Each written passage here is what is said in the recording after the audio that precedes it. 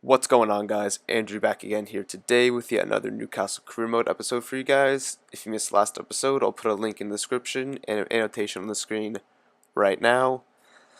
Last episode, we took on two more Premier League teams, and to be honest, we fared quite well.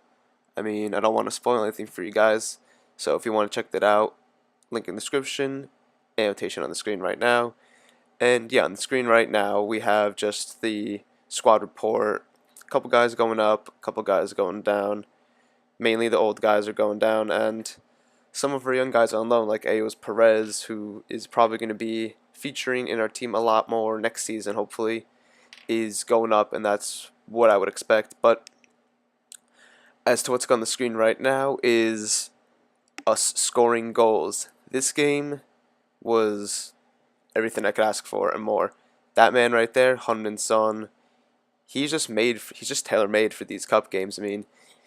He hasn't done much in the Barclays Premier League for us, but in these cup games, he's done pretty well for us. That's only his second goal, but who knows? Maybe he's going to score another goal or two this game. Spoiler alert, he will. Yeah, the Capital One Cup has definitely been our strong suit because the League Cup games have definitely been our strong suit. And to make things a little bit easier for us, West Brom's star striker, Sato Berahino, I don't want to butcher it too bad, so I'll leave it at that, goes down. Actually, I just lied. It's Sessegnon, still a great player for them. Goes down and makes my life a little more easier. And hopefully we can grab 2 or 3 more goals this game and just really let everyone know that we're coming for this cup. This is our best chance to win silverware this year, and if this man on the screen, Hunmin Son, can keep performing like he is, honestly, I don't see why we can't. That's just a beautiful goal at the near post. That's his third goal in the Capital One Cup. And yeah, that's pretty much how the first half ended.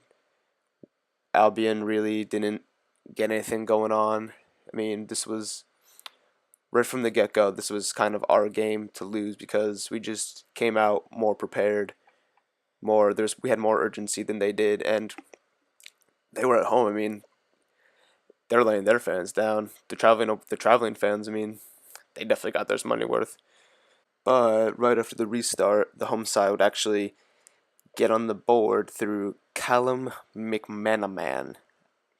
What a name! But yeah, fair play to them. You can't count anyone out in the League Cup. Even though we're two Premier League sides, everyone wants a little bit of silverware because teams like us and West Brom, we're not going to be challenging for the top 4. Actually, I shouldn't say that. We'll be challenging for the top 4. They won't, but neither of us will be challenging for the league title as that man, the new man from Marseille, Florian Thauvin, scores another goal for us.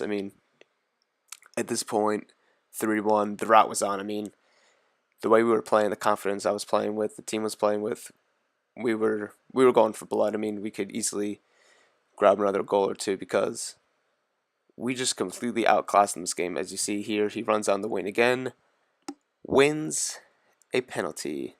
The 68th minute, Talvin goes down in the box, just on the edge of the touchline. Craig Dawson takes him down, and the captain, Mr. Scorer of important goals, Remy Cabella, steps up to the spot, and can he make it 4-1 in favor of Newcastle? Of course he can. It's Remy Cabella. The goalie still goes the right way. Up and to the left, that's probably the best place. Top left or top right, that's probably the two best spots, I would say, to take penalties in FIFA because the goalie has to be moved over to the left a little bit, moved over to the right a little bit, and then they still have to dive in order to catch the ball. But that doesn't really matter too much because either way, we win the game 4-1 convincingly at the Hawthorns. As you can see here, the team played pretty well. All the new guys, I think, got on the score sheet. Hunmin Son gets his first man in the match. And yeah, here you can see Capital One Cup. Arsenal and Liverpool play each other, so one of the big teams will be going out. And we might just be seeing one of those two teams later on in a future episode. Spoiler alert. Nah, but yeah, hopefully, there's definitely a foreseeable path to the League Cup for sure. I mean, us, Arsenal, and Liverpool, we're probably the favorites to go on and win the trophy, but that's for a later day. That's for a later episode. And for right now, our focus is on this game right here, right now. Newcastle versus Liverpool, St. James Park. Another crucial game, as you can see. We are tied on points, but we're ahead on goal differential. And I think by games played, I think it's goal differential first. Nonetheless, this is another must-win game for the team because, like I keep mentioning, if we're going to be challenging for the top four, we're going to have to win or at least grab points against these top four teams. But we're going to have to beat one of these teams somewhere down the line because these teams with the computer simulation, they win more games than they lose, especially at home. I mean, Chelsea doesn't lose too often at home. Manchester City doesn't lose too often at home, unlike in real life recently.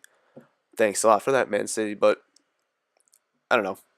Yeah, Liverpool jump out to a quick 1-0 lead through the big man, Ricky Lambert. I mean, in real life, they were looking for a striker in the summer, and they apparently, I don't know if this was like confirmed or not, but they had a medical with now Chelsea striker Loic Remy, and he failed a medical, but he passed the Chelsea medical, which I don't understand. So they could have had Sturge and Remy up top, which would be just one of the top strike partnerships probably in the Premier League. But instead they have Sturge and Lambert. I mean, I don't know. I'm not Brendan Rodgers. I mean, they're playing better as of late, but nonetheless, back to the video.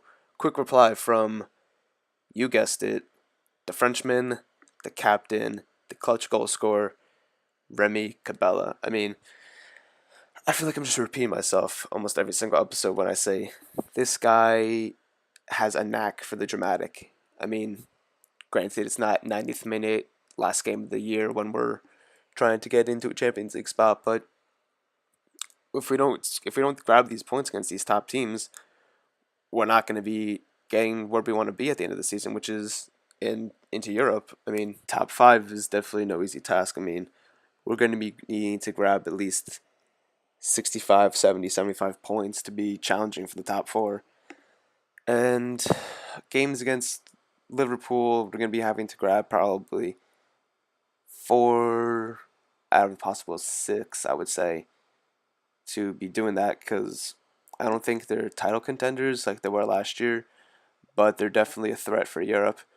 And anyways, I keep rambling on. Back to the gameplay. Yeah, the first half, I mean, actually for the most of the part of the game, this game was pretty even. No one side really got on front too far. I mean, we almost jump out to a lead right there through Son, but his shot just pulls wide of the net, and I thought that was going to be a penalty right there when I think that's Cabella gets taken out in the box, but no penalty, no can do. Last real chance of the game for us. I mean, nothing comes of it. Liverpool they're pretty good defensively. I mean, they got pace on the sides. They got Glenn Johnson, and I think Moreno was in this game. And then center backs they have Saka, who's big, burly, and fast, but in real life he's kind of just mediocre. I mean, whatever works for Liverpool. I think they're in the top four right now, which is where they want to be. Because let's be honest, Chelsea's winning the Premier League this year. And as for us right now, we are 5 points behind Chelsea, 1 game in hand. That's where this episode's gonna end, guys. See you later. Thanks for watching.